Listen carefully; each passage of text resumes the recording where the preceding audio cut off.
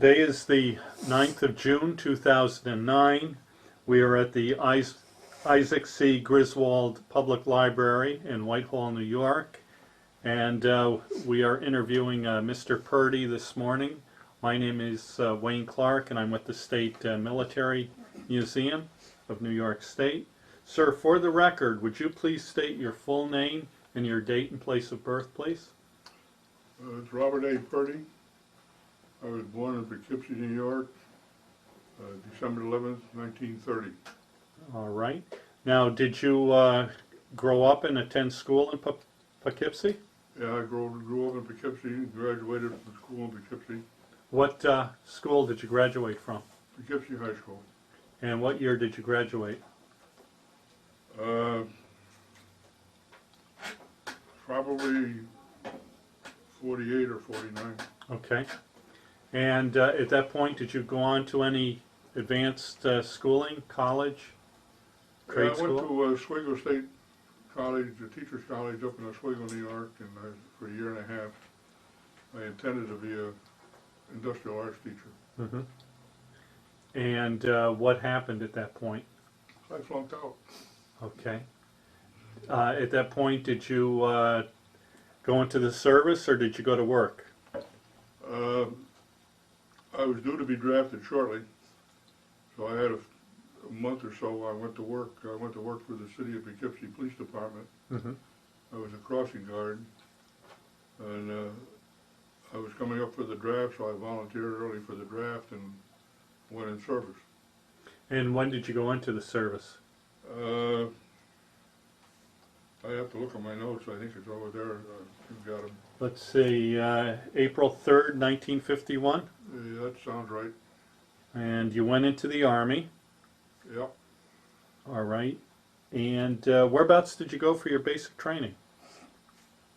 Well, I went in service from Poughkeepsie. They took us to Albany, and then they took us out to Fort Devens, Massachusetts, where I actually entered service. And they gave us questionnaires and all kinds of tests and things to decide what our MOS should be. Mm-hmm. And then I left there. I was the only one of the group that went out there that wound up going to MP Replacement Training Center down in Camp Gordon, Georgia. Okay, now you had your basic training. No, I went from there to basic training I at see. Camp Gordon, Georgia. Okay. What was that like? Basic training? Mm-hmm.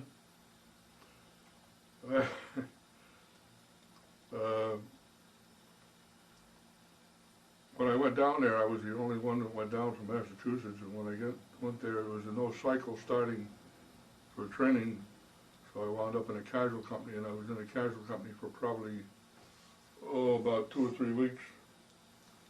And while I was in the casual company, I'm not sure if you're familiar with casual companies, but they do all the work around the base. Mm-hmm. A lot of details. All the details. Well, after I was there the second day, they call you out to formation and they say, how many of you guys got driver's license you can drive a 6x? And those who did put their hands up, they go get 6x's and they do the driving and the rest of us do the loading. So I figured that was a better job than doing the loading. So the next time they asked for people at the motor pool, I volunteered for that. And I got to know the guy in the motor pool and asked him how I could get a license for a 6x and a Jeep. He said, you got a driver's license? I said, yeah. He said, well, I'll give you a license for the Jeep, but you have to take a test in the 6x. So I took the test in the 6x and got a license for that too. So from then on, I drove truck until we went to the service company, or started training. Mm-hmm. And once you started your basic training, what was that like for you? It was probably about, I would say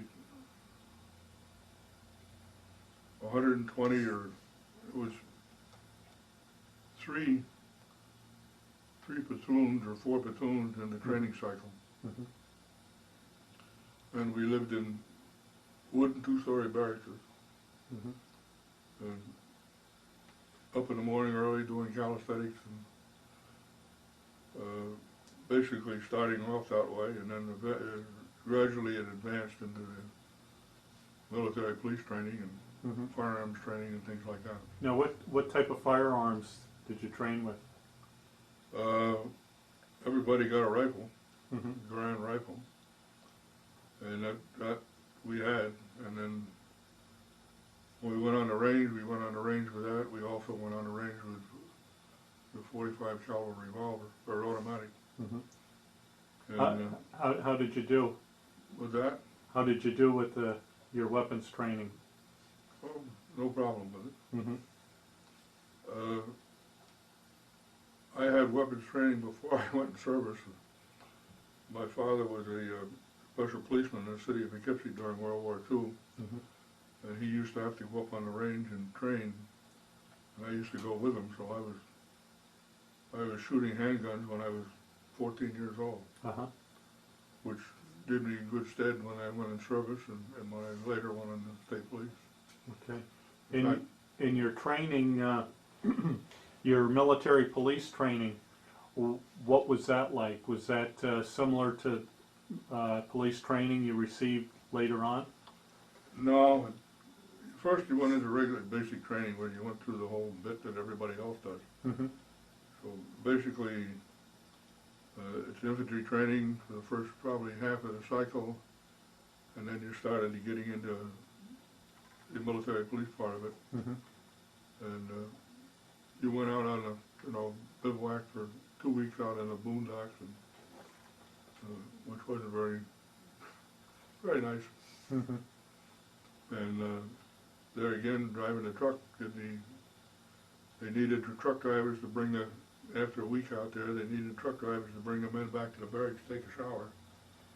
And I was one of the 2 truck drivers, so we went back, got a truck, and picked up the men, took them back for a shower, took them back to the barracks, went back and took a shower herself and stayed in the barracks that night. So I got a good night's sleep that night. Were you relieved to graduate? Yeah. We knew what we were going to do when we graduated, anyway. Once you graduated, what happened next? They gave us leave, and then I had orders to report to San Francisco. And I went to San Francisco and reported into where I was supposed to, and then they put us on a ship for Japan. So you had a pretty good idea once you were drafted and going through the training that you'd end up in Korea? That was the only police action or war that was going on at the present time. Okay. And your trip to Japan, what was that like? Did you get seasick at all? Yeah, it was on a General Weagle, was the ship that I went over on, and it took 9 days out of San Francisco to Yokohama. And I do get seasick, and I knew I would be seasick because I've been seasick before. And of course the accommodations on our ship are so nice, that you have lots of room and things like that. I assume that you're familiar with a troop ship. Oh yes. So you're being facetious. Yeah, so... How was the food aboard ship? I don't know, I just ate soda crackers and water. All right. And once you arrived in Yokohama, how long were you there for? We went to Camp Drake. They outfitted us to make sure we had all our equipment and things, and then they loaded us on a Japanese train. And we took a train trip from Yokohama down to Sasebo. So we were on the train for probably 2 days. And it was a Japanese passenger train, and the bunks were only about 4 foot long. And its seats are very small to fit the Japanese people, and most of the fellows are 6 foot or better than with me. And we had a barrack bag and us in the training cars with the bunks. So it was not a pleasure trip, but it wasn't bad. The food was good on the trip down. Mhm. And then in Sasebo, we laid over, I think, a few days there, and then we loaded on board a ship called the Congo, which is a Japanese luxury liner.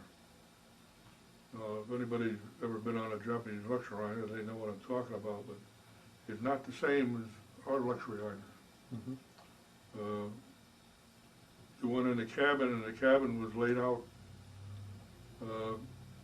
something like a checkerboard with walls about that high and rice mats on the floor.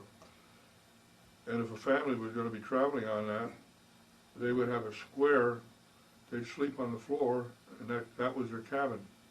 There was no such thing as cabins or Mhm. aboard it. So we were only on it overnight. We went from there, boarded it, flaked out in the wherever we could get to, and woke up the next morning in Busan. Wow. And it was a very smooth trip. And in Busan, they offloaded us, and the Red Cross was there to give us donuts and coffee. And then they loaded us, they fed us, and then they loaded us in semi-dump trucks. Okay, now that was probably, was that in the fall of 1951? October, I think, of 51. October 51. Okay.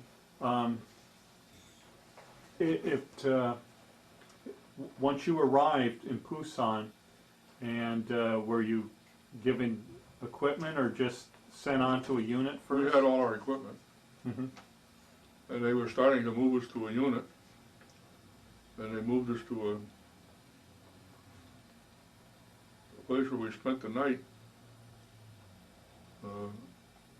They took us in with the truck where they took us to a camp there, which was an overnight stay. And then the next day they loaded us on a train, a Korean train. And the train, have you seen the boxcars that they used in World War II and World War I, where they transported soldiers on them? They call them 40 and 8s? Yep, 40 and 8. Well, they were similar to that. Mm-hmm. All of the seats were taken out of it, and there was bunks 2 or 3 high, made out of rough boards, and there was about a 6-foot space in there, and you could put your blankets down on the boards and put your barracks bag at your feet, and we spent, I think, 2 days or 3 days on the train moving up and down in Korea. They'd run up about 5 miles and then back down 2 miles. I don't know why.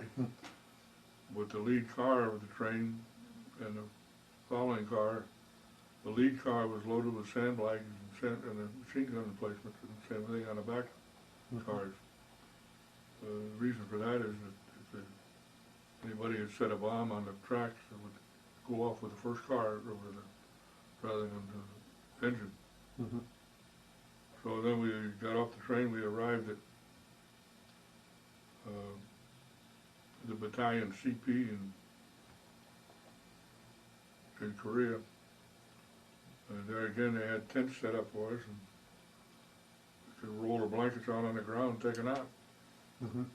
And the next night, they loaded us on, a group of us, on a 6x with all our gear, and took us up to our company. Now, what unit were you assigned to?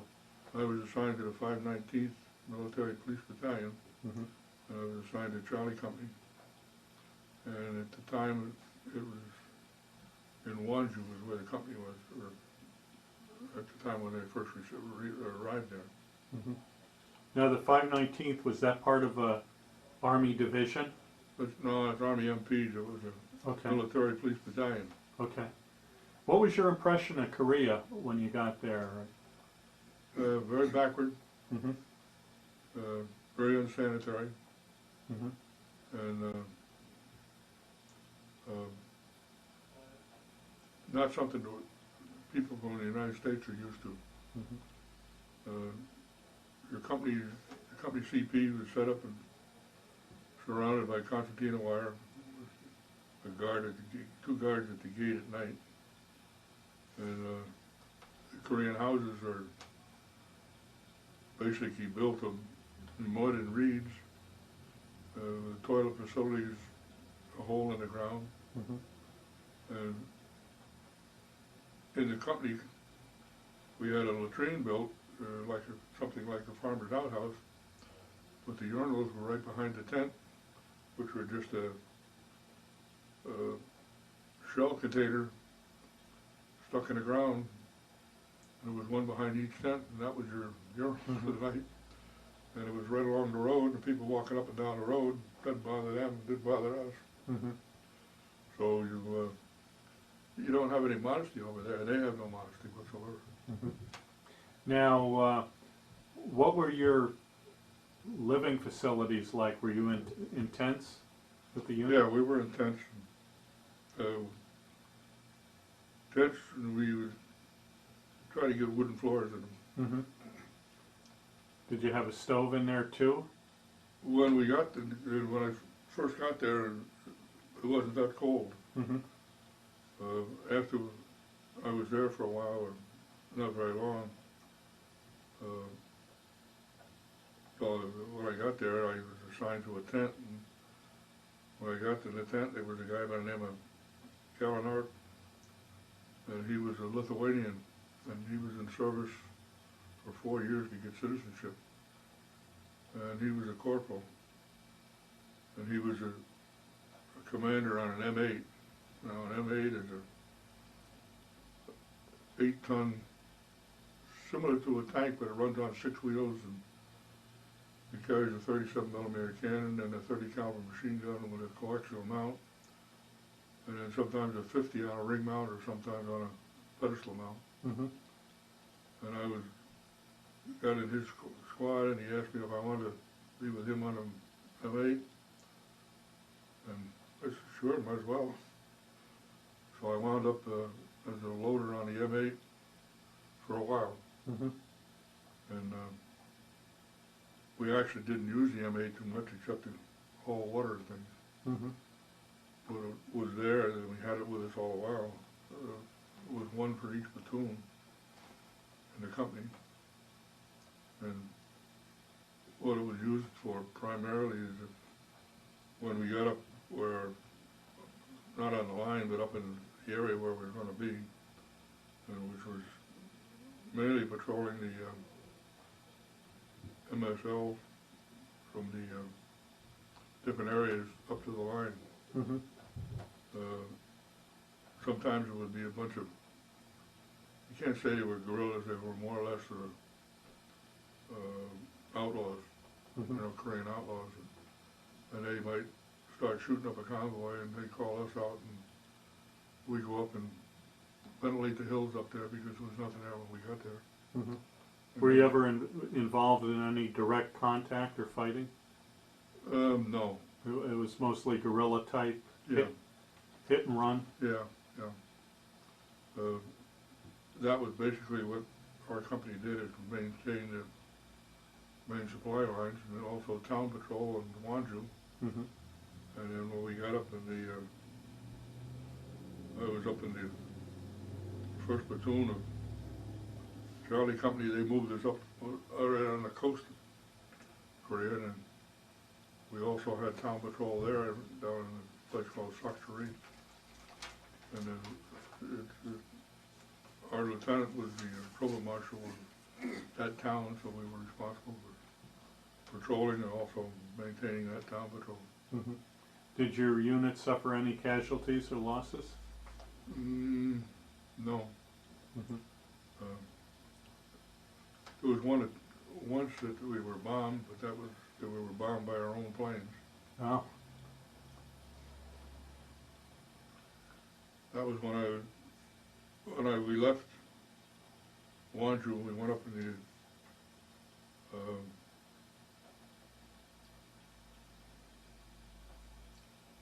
above there into another area, and the company stayed there, and that was up above Inji, in the Inji Valley.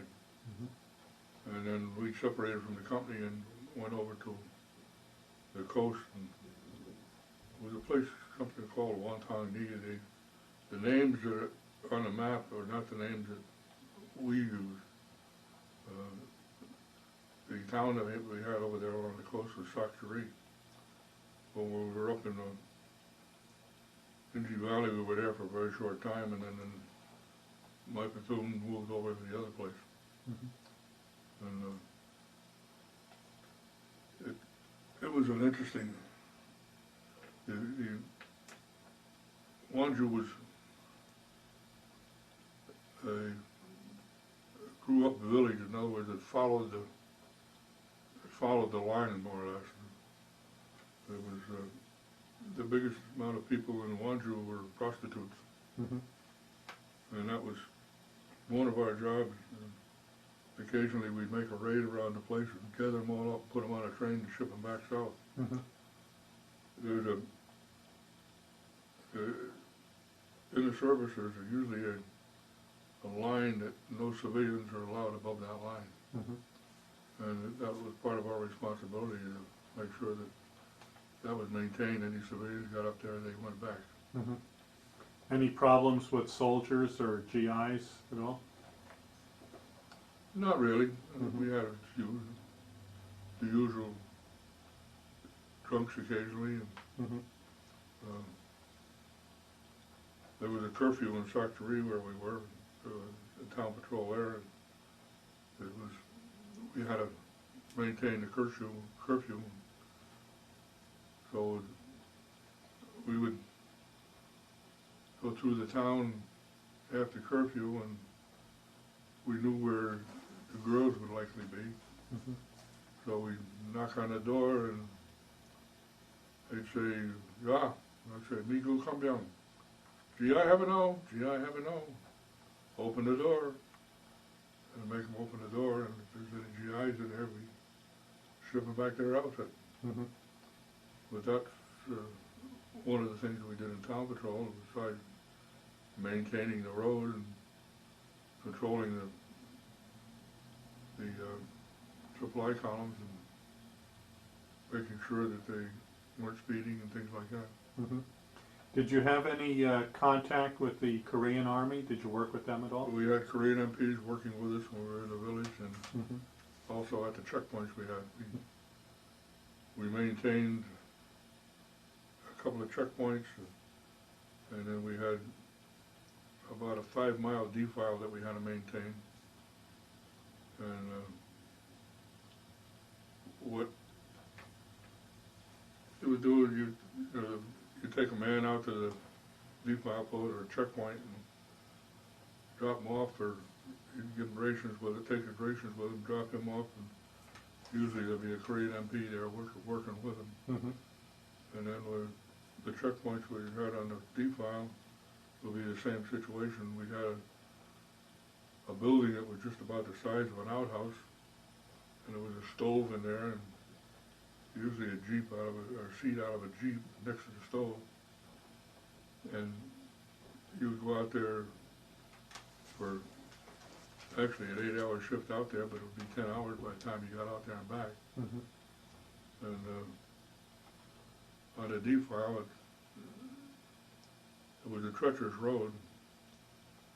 We had to police that as well as, you know how a defile works, I assume? No? Do you want to explain it to us? Yeah. The roads over there are different types of, secondary dirt roads. Mhm. And at the bottom of a defile is a section of road that's only one way on the top, from there up to the next post. And it's about 5 miles long, and the road follows along the edges of the cliff, and that's just been bulldozed out one road wide. Mhm. And it goes up and around the sharp corners on the outside edges of the road and back around again until you get to the top. And when you get to the top, there's a checkpoint up there, and there's a man up there who stops the trucks. So the man on the lower point or the upper point, when our telephones were working, we would call him ahead and tell him there's a convoy coming up, and he would hold traffic up there till the convoy cleared, and then he'd send his convoy down. If the phones weren't working, we'd give the last driver, the last truck, a red flag to carry. Mm-hmm. He'd carry it up to the top, and when he got there, he'd give it to the MP up there, and he'd send his down, and his last truck, he'd give him the red flag to come back down.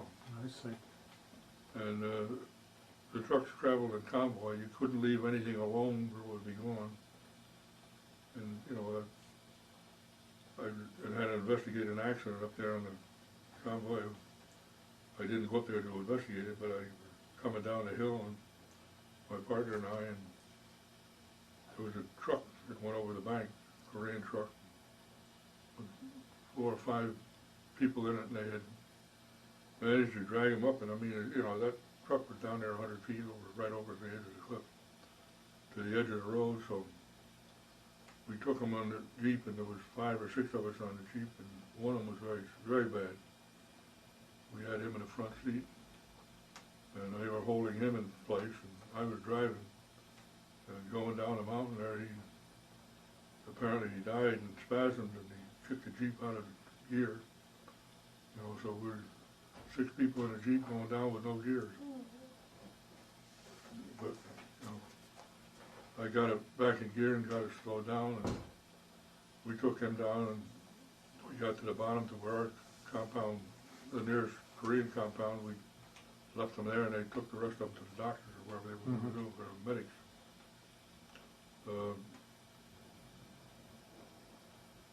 You know, other than interesting things, there was one guy, we came up, going up there on patrol, and there was a truck stopped along the road, and with a man sitting on a running board, and so we, you know, he shouldn't be there, but apparently he had a flat tire, and they left the convoy, and he had fuel on, and he was sitting on a running board, and I walked up and looked at him, and right here in his eye, he had a hole right up next to his eye. And he was changing the tire on, tightening the tire, and the wrench slipped, and the wrench went right up in his eye socket almost. And he was sitting on a running board, and there was nobody there because they had left him there. Mm-hmm. So there again, we put him in the Jeep. My partner took him and headed down for our compound and down to the medics, which were down in Poughkeepsie, and I turned the truck around, brought the truck back down. There again, I could drive the truck, and the others couldn't. Mm-hmm. And we had gas on it. And these defiles, they can be an awful problem if they do things wrong. There was a platoon of Marine tanks coming off the line. They were going down to Poughkeepsie and load on a ship, be taken someplace else, and the commanding officer of the tanks, he's a very efficient individual, and when his tanks got to Poughkeepsie, they were going to be empty of gas, so they didn't have to siphon any gas off or get rid of it. Only he made a little mistake, and he was 30 miles short and in the defile when he ran out of gas. Hmm. So the only way you could get gas to him is you bring it up, gas up the first tank, and move that. And we were 3 days getting his tanks out of the defile. Wow. You know how tankers heat their rations, don't you? They put them over the engine? Nice round cans about that big around. Mm-hmm. They stick them in the exhaust pipes and hold them in with a fork, or hold them in with a broom handle until they get warm enough, and let them pop out and open them up. Huh. Now, when you were in Korea, did you get to see any USO shows or go on an R&R any place? No, I didn't see any USO shows. I was at Wanju, this was before we went up to, the company moved out. We were patrolling the road down to Inji, and then up towards I-Corps, and that was our responsibility, and we had been told by the sergeant to meet a Jeep at a certain location. So we met the Jeep and to take them over and take them up into the line, and it happened to be Mickey Rooney and Frank Redbear Oh. and USO girls, Uh-huh. and they were going up to I-Corps to put a show on. So we took the escorted them from there up to the next, turned them over to the other MPs up there to put the show on. Uh-huh. Were they friendly? Oh yeah, well, we didn't spend much time talking, Yeah. but they were friendly. Uh-huh. Now, obviously you were there for the winter. Yeah. What was that like? Was your equipment and clothing warm enough, or? We had two stoves to a tent. Mm-hmm.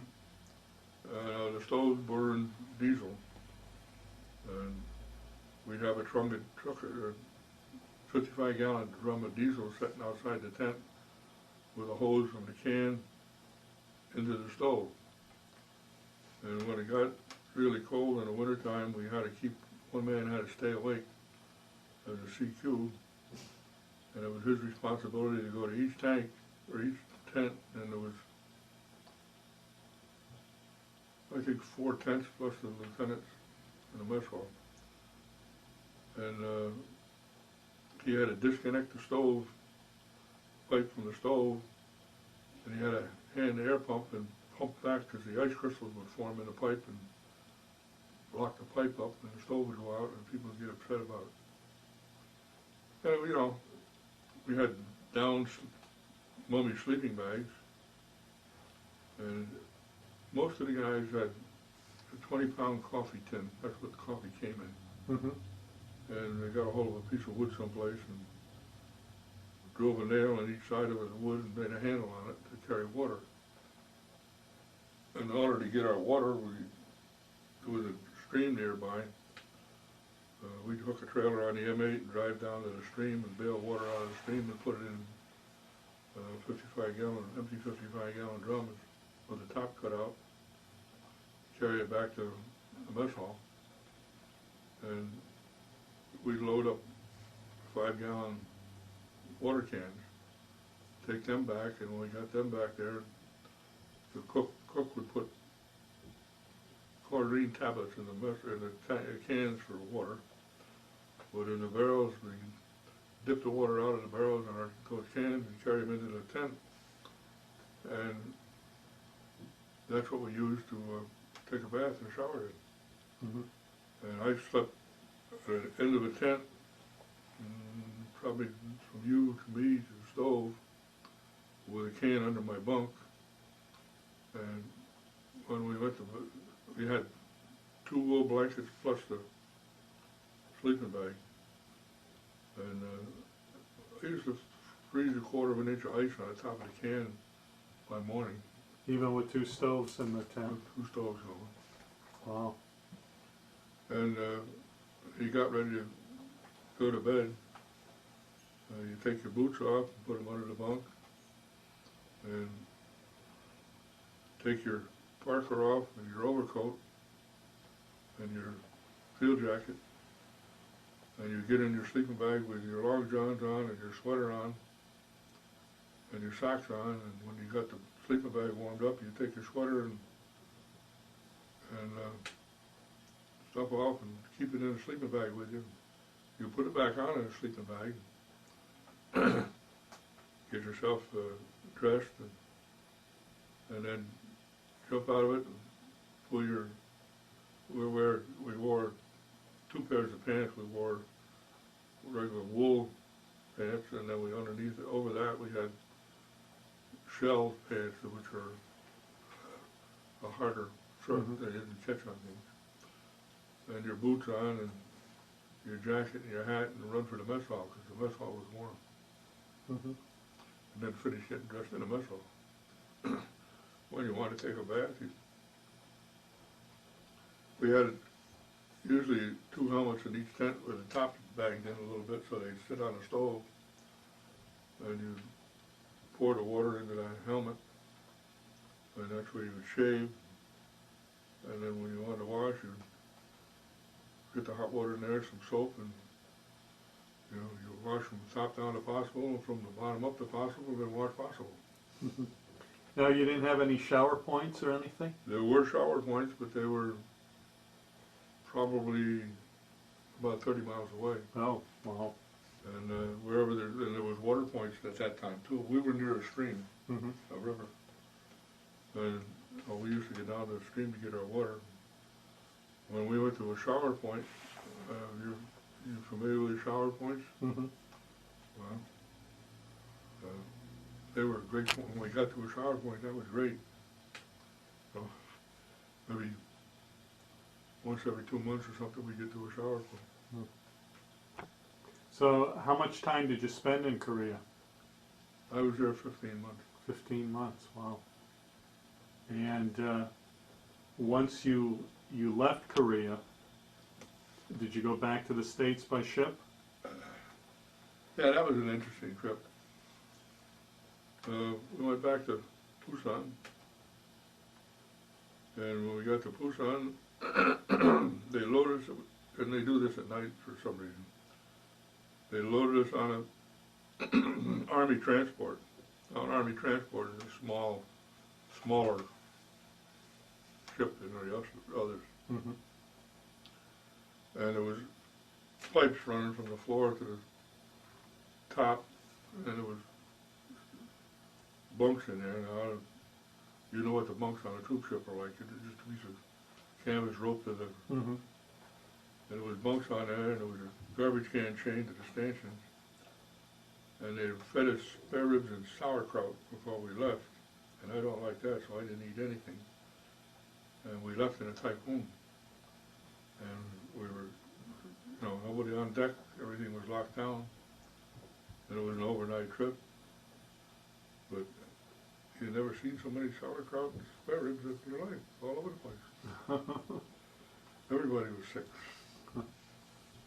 And when we got to Sasebo, started to unload, I was still sick. When we got off, I'm carrying my bag, I had my barrack bag, one of the other guys took it, and I'm walking off the ship carrying the towel, still puking in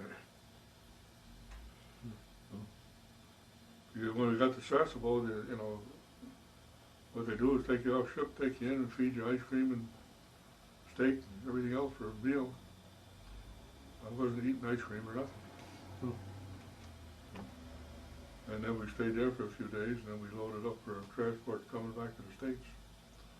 Came back on a General Baloo, where it took us 9 days to go over to Sasebo. That took us 13 days to get back to Seattle. Mm-hmm. And once you arrived in Seattle, did they send you to Fort Lewis, Washington?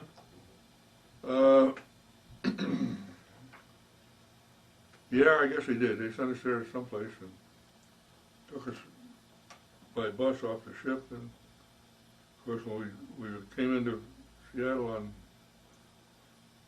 New Year's Day, and so they wouldn't take us, they wouldn't embark us because the stevedores won't work on New Year's Day.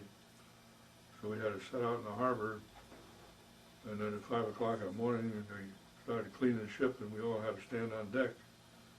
We couldn't go back down to our anywheres until they docked in. And when they docked into Seattle, they had buses sitting there waiting for us. The people who lived in Seattle and had people there waiting for them, they took them off first. And we got on the buses, and we must have went to Fort Lewis.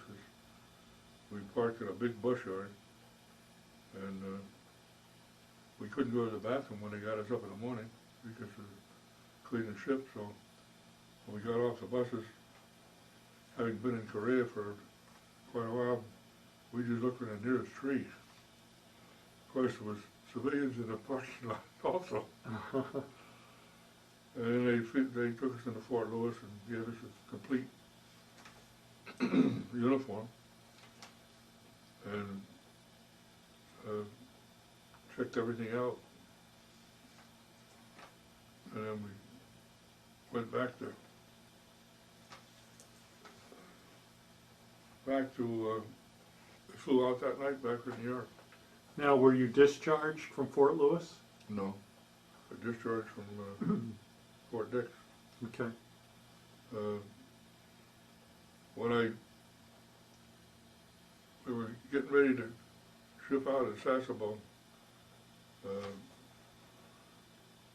they take you through a shakedown. I don't know if you're familiar with a shakedown or not, but you're in a large room like a gymnasium, and there's a row of tables, and the tables have got divisions in them, and there's somebody behind each table. And you went up there and dumped your barrack bag, and stripped down, and the only thing you had on was your boots.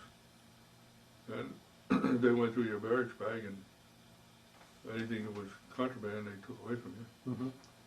And then you went from there into a shower, and you got your shower, you got a medical, got dressed in new uniform, and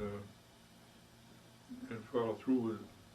When I walked up to the table to get checked on, was a guy standing by the table that I went to school with. Oh, really? Yeah. His name was Angelo Vervin. He'd been in Korea, and I didn't know he was over there, but he was a forward observer. What was his name again? Angelo Vervin. Okay. We went to school together, and he was behind the table. So after I got through with them, he and I traveled together because. And there was another guy that I met over there that we traveled. Well, he was with me all the while I was over the overseas, and that was Bill Purdy, P-A-R-D-Y. And I say that because he was in front of me every place we went. My name is P-U-R and he's P-A-R. And when we went off the ship, he was carrying my barracks bags for me while I was puking my towel. And the interesting thing is that we met in Korea, came back on a boat together, and he came up to the house to visit with me one time. I had a date with my now wife, and he was up there, and so I said, you want to go out with us tonight? No, he said, I can't go out with you, I got no date. I said, I'll get you a blind date. So I called up my wife and asked her if her cousin would like to go out on a blind date. So she said, call her. So she gave me her number, so I called her. I'm describing this guy, he's tall, dark, and handsome, curly hair, blah, blah, blah. And he's sitting there in the kitchen, my mother was there, and he says, come on, Bob, I don't want to marry the girl, I just want to go out with her. But he married her. It was Nora's cousin. So that's some of the interesting points. So you were discharged from Fort Dix, New Jersey. Yep. And let's see, it says here you were discharged February the 15th in 1953. Yep. And did you go back to Poughkeepsie at that point? Well, when we got into camp, Fort Dix, we flew into New York, and they took us over to Camp Dix, or Fort Dix, and it was on a Saturday, I think it was, or a Friday night. And they said, well, you have to stay here till Monday because there's nobody here to process you or give you any leave slips or anything. What do you mean there's nobody here to process us? No, we can't, you can't give you passes. You can't, no. Well, we wouldn't let the bus driver go that drove us there. So they found a lieutenant that could sign the passes, and he says, are there any typists? And you ought to see the typists that raised their hand. Everybody was a typist. So we got passes and left there, took us back over to New York, and then we got on Grand Central, Angelo and I, and Bill. Bill lived up at Dobbs Ferry, and Angelo and I traveled by train up to Poughkeepsie and got up there, and then went back down to Dix and we got discharged. And then you went home. Yeah. And once you were discharged, did you go back to work or? Well, there's two interesting things. when I went to get discharged, I had to take a physical. And they sent a letter, you know, they wanted me to go back in the hospital and have something checked because I had an enlarged heart. And I wasn't about to stay around for anything. So I went home and he sent it home. I went to see my local doctor and he said, "You're a big guy and that's just, those x-rays are not really very efficient." So I didn't pay any attention to it. And I didn't pay any attention to it. And I was 68 years old and I had a cardiologist because I had both hips replaced and I was getting heart blocks. And he examined me several times and finally he did a transesophageal ultrasound and he said, "You got a hole in your heart." I had a hole in my heart for 68 years, never knew it. Now everybody has a hole in their heart when they're born. You know, where the two parts of heart, before you're born, you don't need oxygen to get it from your mother. So that hole is open and the blood flows in there through the hole and back through your system and doesn't go in your lungs. After you're born, that hole closes and the blood then goes into your lungs, get oxygenated, and then pass through your system. I had a hole in my heart about the size of a dime all my life. And when they found it, I had it fixed, that's all. But it took 68 years to find it. Now, when did you go into the state police? Well, when I got out of service, I went to work. I took the exam, and then my father was in the grocery business, and I went to work for a baking company selling crackers and cookies and things like that. And I went off to relief salesman for the summer because, you know, the salesmen go on summer vacation and they had to have somebody take their route. So I went to work for them for a while. I took the exam for the state police, and then when they accepted me, they wrote me a letter and wanted me to go the next day. And I told them I couldn't go because I promised these people I'd stay with them, so I stayed another 2 weeks with them until then I went to the state police in September. Did you go away to the academy? The academy as such was different then. They had an academy which took place at Bear Mountain. And it was probably about, maybe 60 of us in the academy at Bear Mountain. And we went through basic military training, you know, and then went into state police training. And then when they left there, I wound up in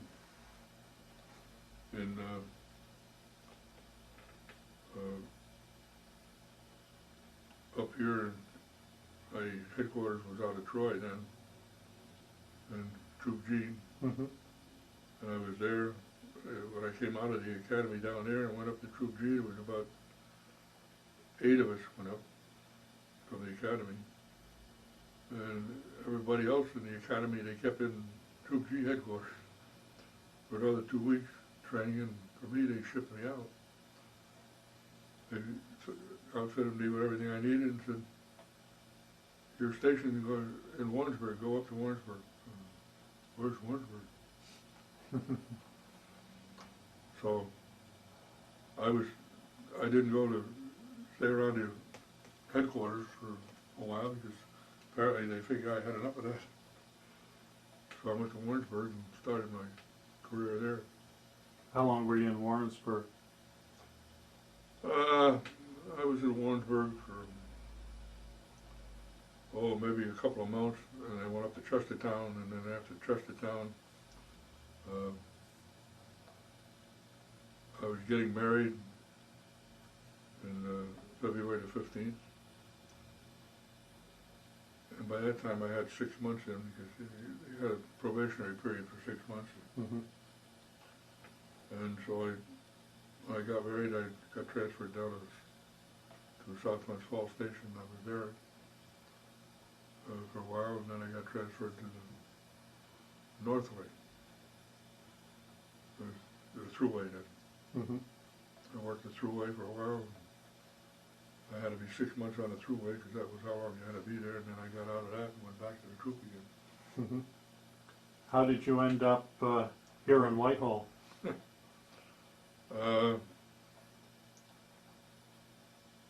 Well, I was working out of,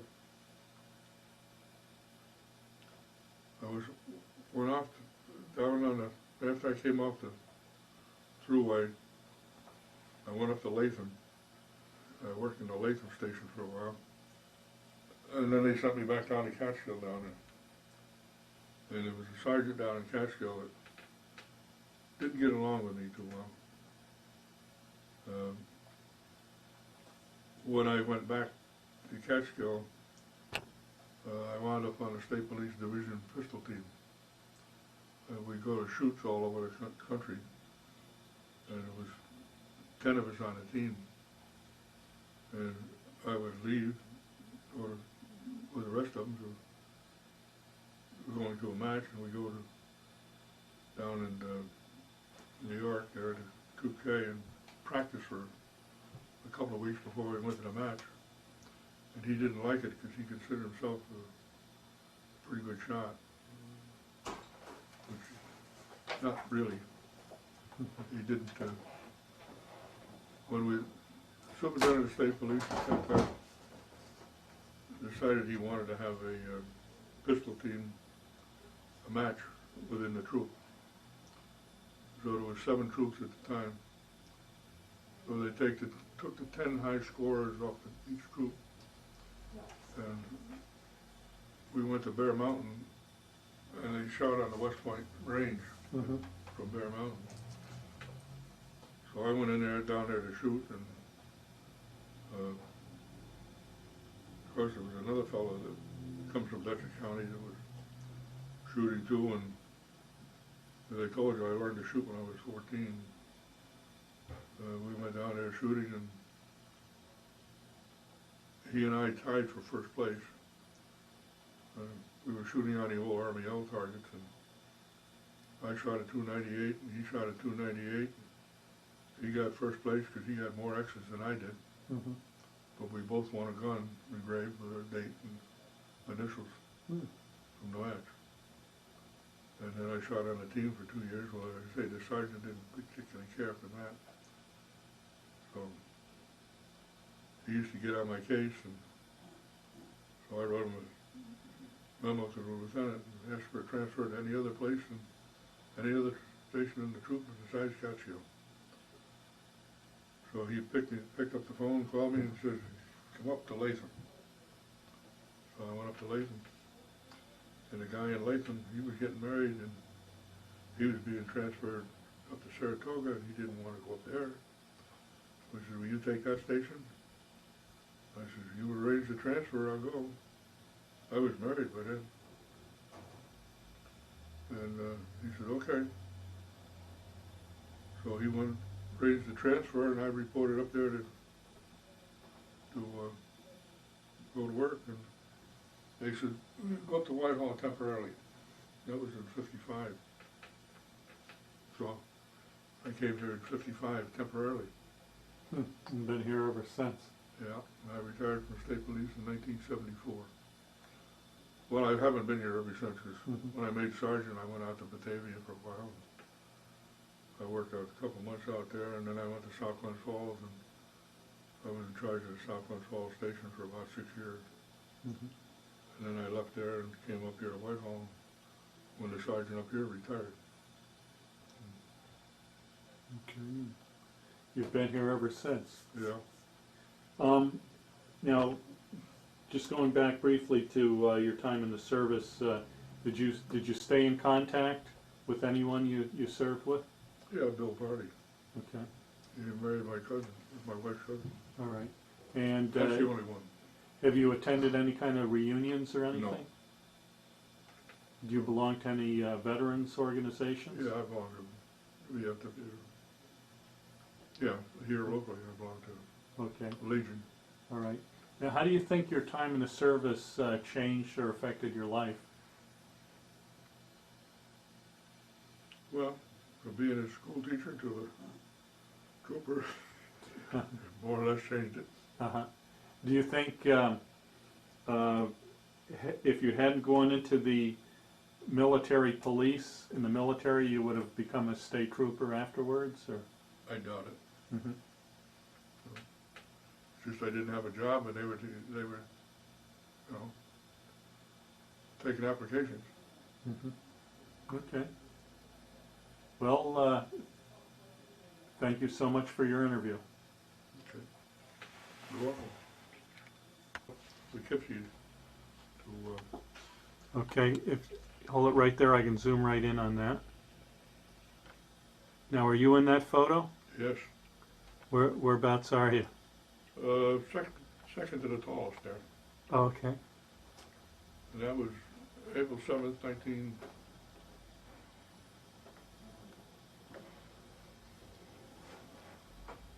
Well, That would have been 1951. yeah, 1951. Okay. All right.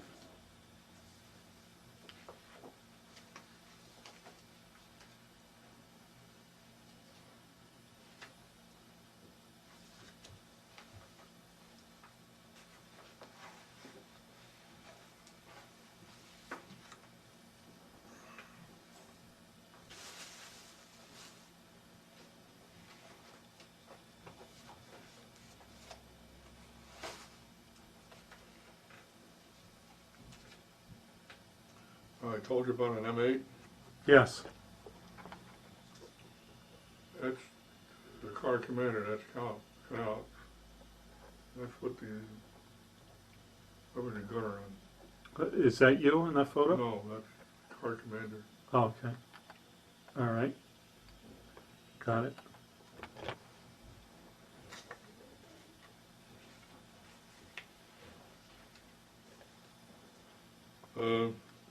This is what something like what Korea looks like. I don't know how clear you can get that one. Oh, I can zoom right in on it. Okay. All right. Got it.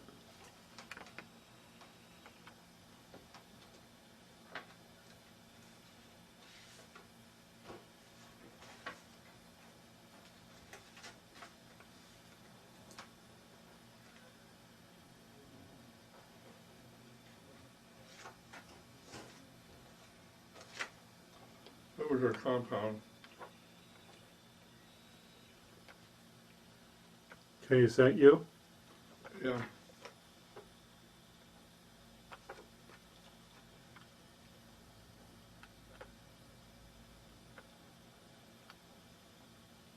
Okay, got it.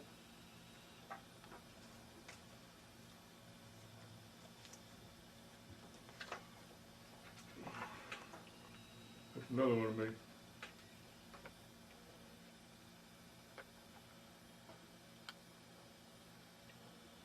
Okay. It's a nice shot. This was one of our planes that was hit, and there was a field not too far away from us, which was an emergency landing field, and he came in there on his belly, and Whoops. we had to guard that for a while. It went underneath your. Okay. There's me in my boudoir. I don't know if you can get that one good or not. Yeah, pretty good. Okay.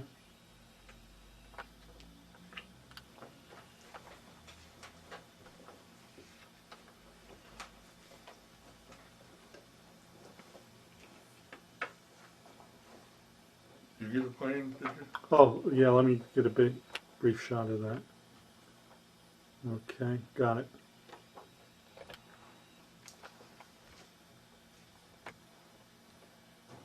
This is me at basic training at the MPRTC.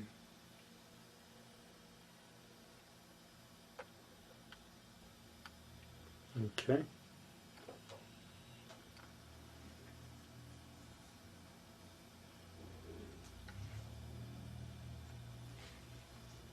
These are just shots of Korea. I don't know if you're interested in them or seeing them or not. Okay, well, you can hold up one or two of them. This is what the houses look like down there.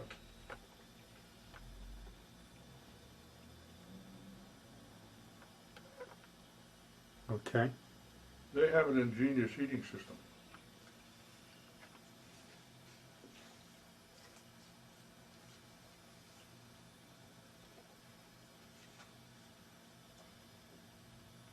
This is just fooling around in Camp Gordon.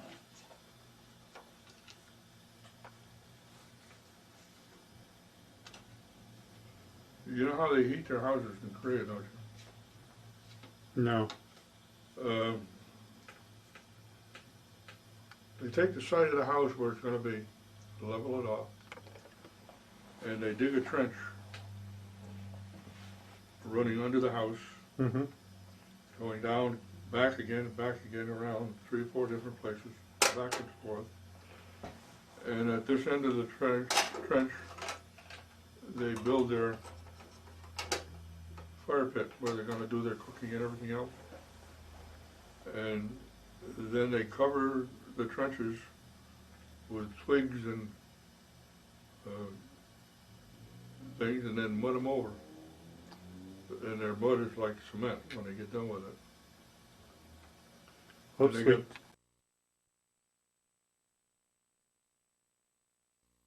Okay, you were telling me about heating the homes. Yeah, they have posts up for the building itself, Mm-hmm. but they cover the floor with mud. And then at the other end, they take a piece of corrugated metal or anything that they can form round and make like a 2 stovepipe out of it, Uh-huh. and stick that in the ground, in the end of the hole. And they build a fire to do their cooking on one side of it there in the corner.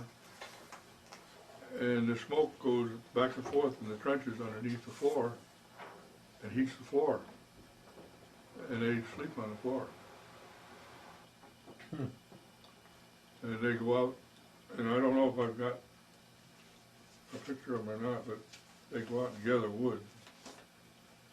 And they carry it back on their head.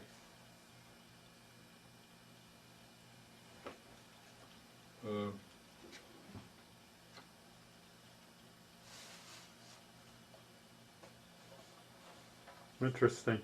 Now, you also had a map there you were going to show us of.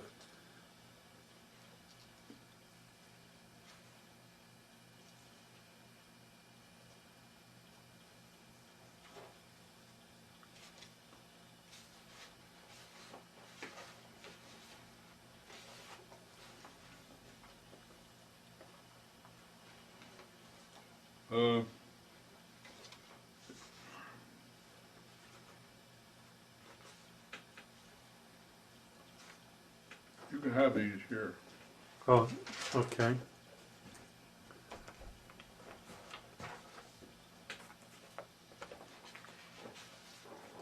Now there's the,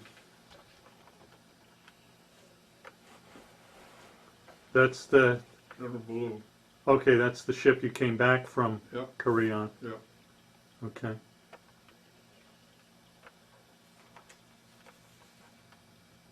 Okay, got it.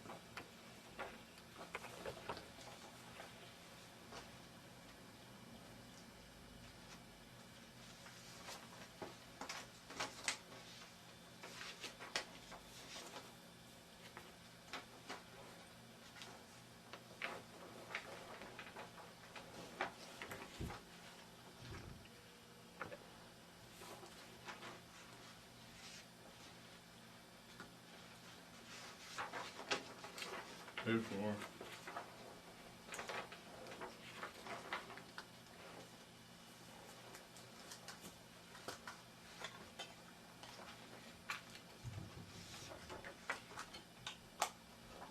Now there's a, you didn't get this before, this is a water point. Oh, okay. And that's the pump where it pumped the water out of the creek? Yep, and purify it. Okay. It's not a shower point, it's just a water point. Right. The units would come in there with 250-gallon trailers and fill their water tanks up. Yeah, we had something similar to that in Vietnam.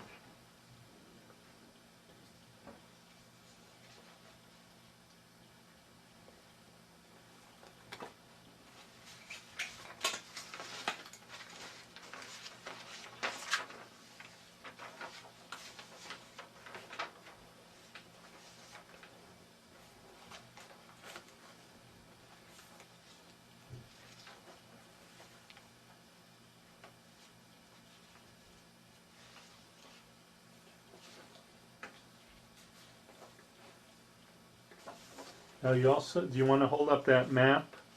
You can, yeah, I can hold it up, but you can't probably. Oh yeah, I can zoom right in on that. Well, let's see, bits and pieces.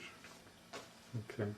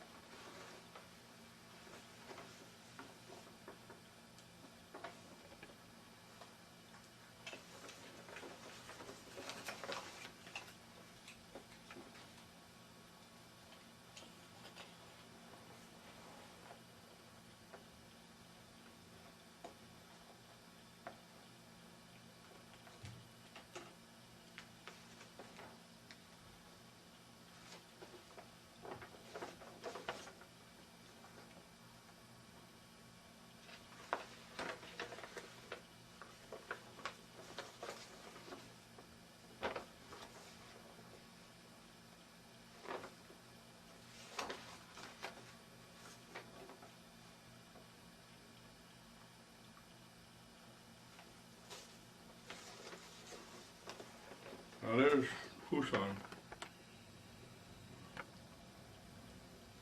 And down in the lower right-hand corner there is Japan. Wait a minute here. Japan, okay. And where's Busan? Down about the center.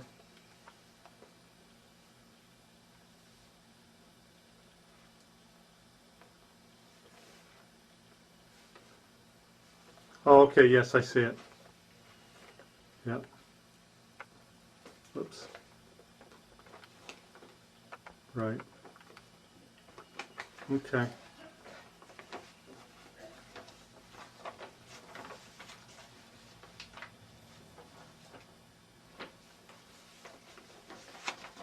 Now from Busan, I went up to Wonju, where the circle is.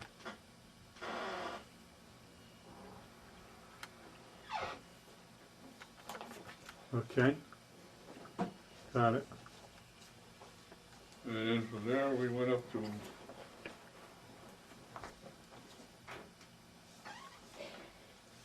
the Inji Valley, which is starting here, right Okay. under my finger. Okay. And then from there we went up to another